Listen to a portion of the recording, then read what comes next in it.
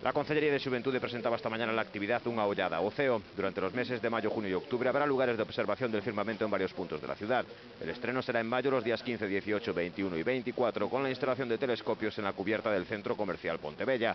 Este año la actividad se complementa con 2 campamentos de fin de semana dirigidos a personas de 15 a 35 años para visitar los observatorios de Forcarei el 8 y 9 de mayo y Os Biocos el 18 y 19 de septiembre. Son 2 campamentos que supoñen pasar 2 fines de semana con contido, basicamente, de contacto coa natureza e aventura na natureza, pero ao mesmo tempo o que se vai aproveitar é para visitar observatorios astronómicos donde se conta con equipos de última xeración e donde a xente que se apunte a estes campamentos astronómicos, a astronomía vai ser o eixe principal da actividade.